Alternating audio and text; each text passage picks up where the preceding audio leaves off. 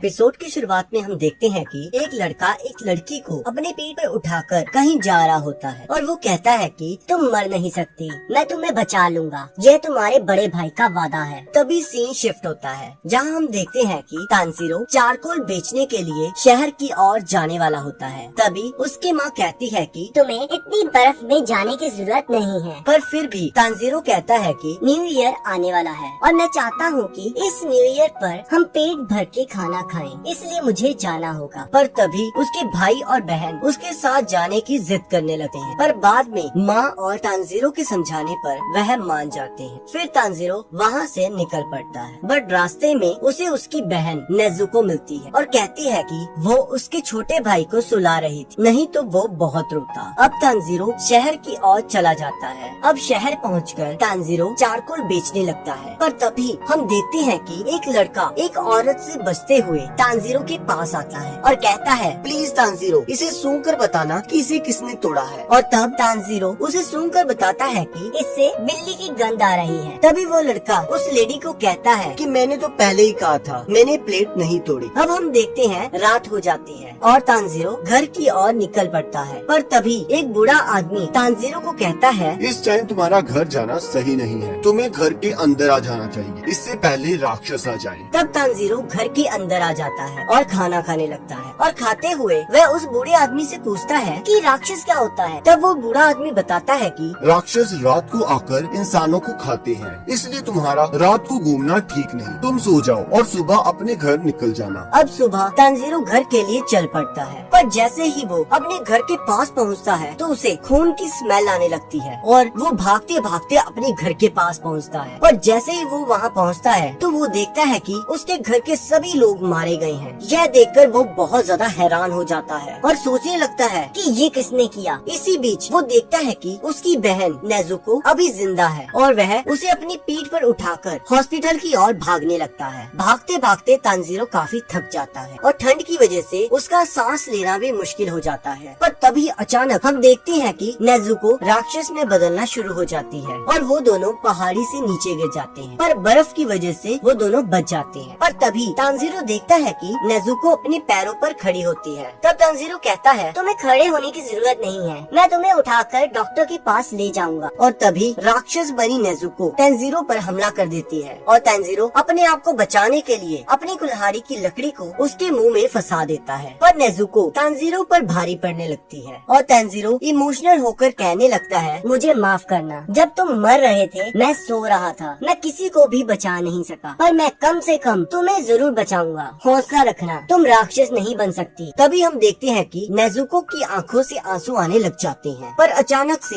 एक लड़का तलवार से नेजुको पर हमला कर देता है, पर तानजीरो उसे बचा लेता है। तब वो लड़का तानजीरो से पूछता है कि तुम इस राक्षस को क्यों बचा रहे हो? तब तानजीरो कहता है कि ये मेरी बहन है। अब वो लड़का नेजुको को पकड़ लेता है और कहता है कि मेरा फर्ज है कि मैं हर राक्षस को ढूंढूं और उसे मारूं। पर तब तानजीरो कहता है कि नेजुको ने किसी को नहीं मारा, यहाँ तक कि मुझे मेरे घर से एक अनजान गंध आ रही थी, मुझे लगता है कि उसी ने मेरी फैमिली को मारा है, मुझे नहीं पता नेजुको राक्षस कैसे बनी। तो वो लड़का बताता है कि इसके जख्म राक्षसों की खून के संपर्क में आए होंगे, इसी वजह से ये राक्षस बन गई है और इसी तरह ये राक्षस अपनी जनसंख्या बढ़ाते हैं। पर तब तानजीरो कहता है कि मेरी बहन ने किसी इंसान को नहीं मारा, प्लीज उसे छोड़ दो। तब वो लड़का कहता है कि तुम क्या मजाक कर रहे हो, अगर मैंने इसे छोड़ा तो ये तुम पर हमला कर देगी। पर तब तानजीरो कहता है कि ये मेरी बहन है, इसे पता है कि मैं इसका बड़ा भाई हूँ, ये मेरे पर हमला नहीं करेगी, मैं इसे ठीक करने का रास्ता ढूंढ लूंगा। तब वो लड़का कहता है कि एक बार कोई इंसान राक्षस बन जाए तो वह वापस इंसान नहीं बन सकता। पर तानजीरो कहता है कि प्लीज इसे छोड़ दो, मैं कोई न कोई रास्ता जरूर ढूंढ लूंगा। और उसके आगे गिड़गिड़ाने लगता है। तब वो लड़का कहता है कि तुम इसे ठीक नहीं कर सकते, अगर मैंने इसे छोड़ा तो तुम भी राक्षस बन जाओगे, क्या तुम यही चाहते हो? और वैसे भी तुम बहुत कमजोर हो। हाँ, शायद राक्षसों के पास तुम्हारी बहन को ठीक करने का कोई रास्ता हो, पर वो ऐसा कभी नहीं करेंगे क्योंकि ताकतवर हमेशा कमजोर को दबाता है। तब वो लड़का नेजुको पर हमला कर देता है, जिसे देखकर तानजीरो उस लड़के पर हमला कर देता है, पर वो लड़का तानजीरो के सिर पर मारकर उसे बेहोश कर देता है। और तभी वह देखता है कि तानजीरो के पास उसकी कुल्हाड़ी नहीं है और तभी तानजीरो की कुल्हाड़ी उसके पास से गुजरकर पेड़ पर लगती है। तब वो लड़का तानजीरो की चालाकी को देखकर काफी इम्प्रेस हो जाता है कि कैसे उसने उसे चकमा देकर उलझाए रखा, पर उसका असली असली प्लान तो कुछ और था। पर तभी नेजुको उस लड़के पर हमला कर देती है और तानजीरो की तरफ जाने लगती है। पहले तो उस लड़के को लगता है कि नेजुको तानजीरो पर हमला करने वाली है, पर अचानक वो देखता है कि नेजुको तानजीरो को बचाने लगती है। अब एक तरफ नेजुको उस लड़के पर हमला करने वाली होती है और दूसरी तरफ वो लड़का सोचता है कि ऐसा कैसे हो सकता है, ये बहुत ज्यादा घायल है, इस टाइम इसे भूख भी बहुत लग रही होगी, पर फिर भी ये अपने भाई को खाने की जगह उसे बचा रही है। तब वो लड़का सोचता है कि शायद ये बाकियों से अलग है। तो वो नेजुको को बेहोश कर देता है और जब तानजीरो उठता है तो वो देखता है कि नेजुको उसके पास लेटी होती है और वो लड़का कहता है कि तुम उठ गए, जाओ जल्द से जल्द माउंट सागिरी चले जाओ, वहाँ तुम्हें एक बूढ़ा आदमी मिलेगा जिसका नाम साकोंजी उरोकोडाकी होगा। जब वो तुम्हें मिल जाए तो उसे कहना कि तुम्हें गियू तोमियोका ने भेजा है और कहता है कि अभी आसमान में बादल हैं, अभी तुम्हारी बहन बची रहेगी, पर ध्यान रखना इसे कभी भी सूरज की रोशनी में मत जाने देना। और यह कहकर वो चले जाता है और फिर सीन शिफ्ट होता है और हम देखते हैं कि तानजीरो अपने घर वालों को दफनाकर माउंट सागिरी की ओर चल पड़ता है और इसी के साथ एपिसोड खत्म हो जाता है। और इसके अगले एपिसोड का लिंक आपकी स्क्रीन पर आ रहा होगा, आप उस पर क्लिक करके अगले एपिसोड को देख सकते हो।